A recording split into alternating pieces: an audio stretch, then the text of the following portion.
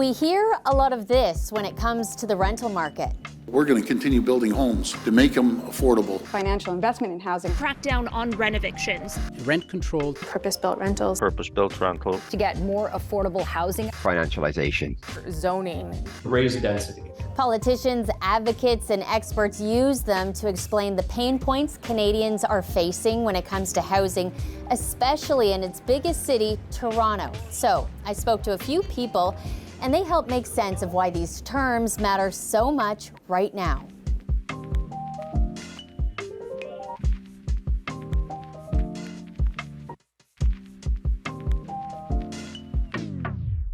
The real estate market has gone crazy.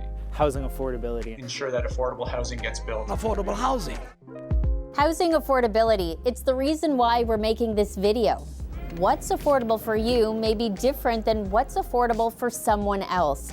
Economists and experts generally consider something affordable if it costs less than 30% of the household's before tax income. But the reality is people are spending more than that to put a roof over their head.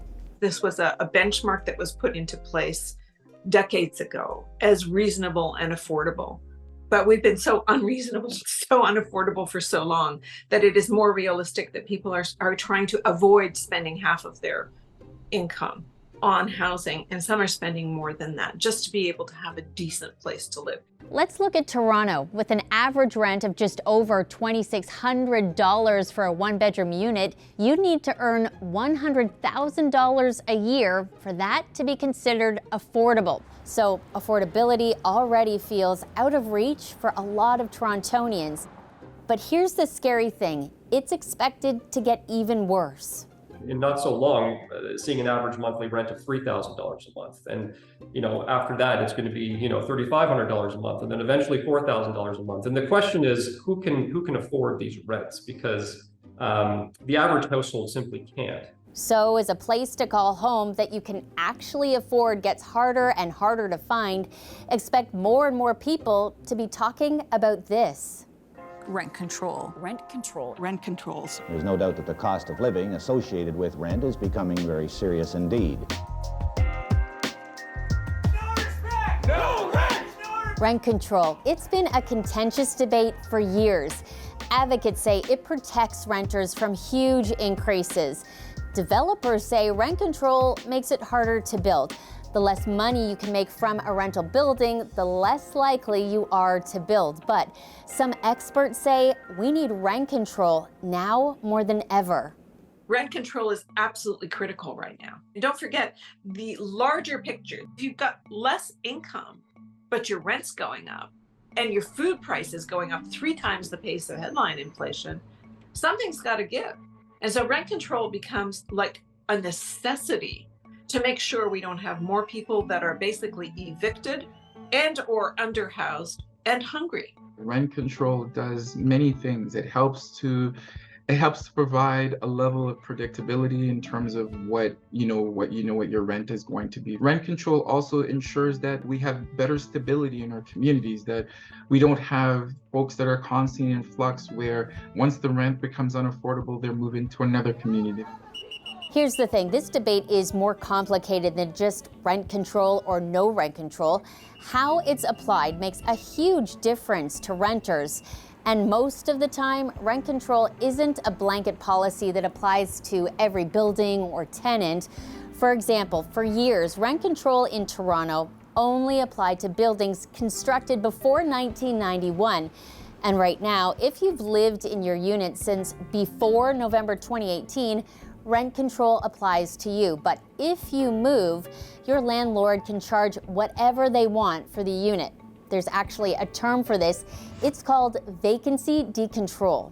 Part of what I think vacancy decontrol does, it undermines rent control because it gives you the impression or the illusion that it's rent control that's causing rents to go up. This concept is really important because there's a huge incentive for some landlords to pressure their tenants out.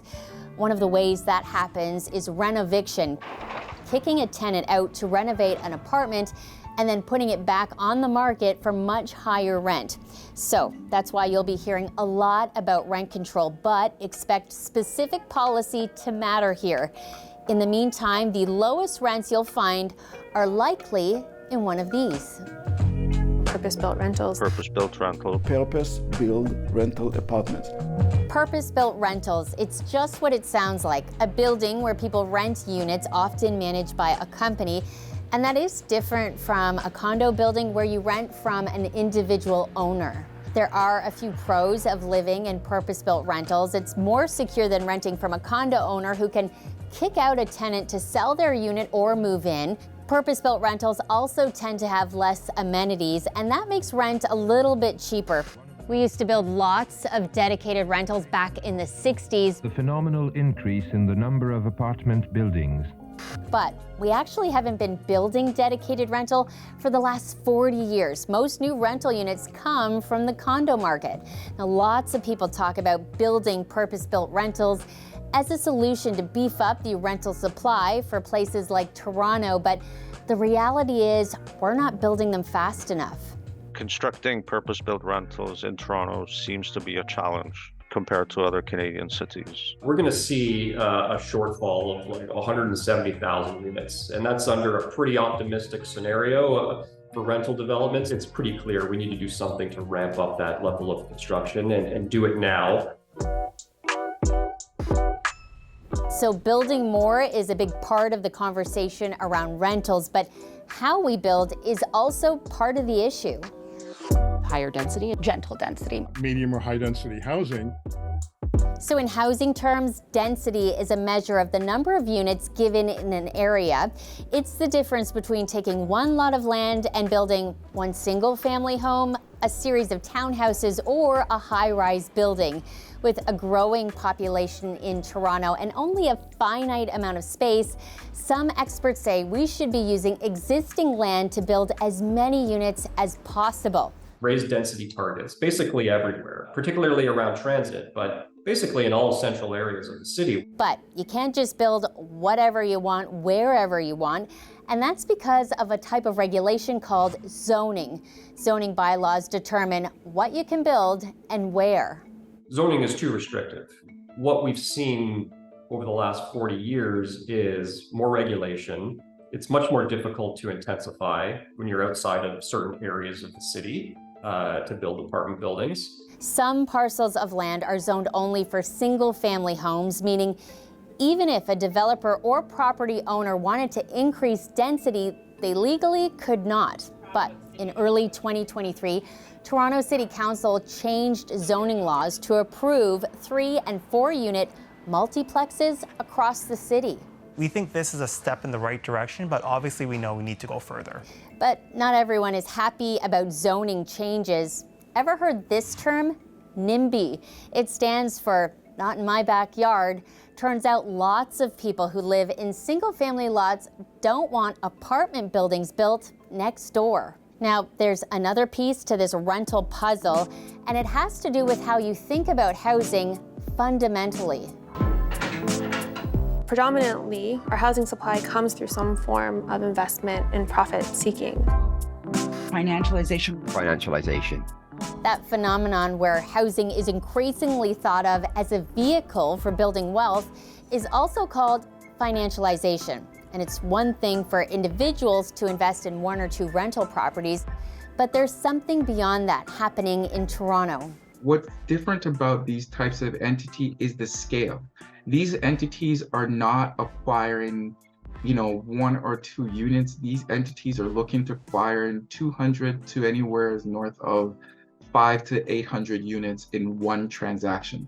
These entities are looking to acquire units en masse. And once they've bought them, some of these investors are looking to make as much money as they can off of these units. It is part of the business model because what they're trying to do is squeeze more profit from every single unit that they own.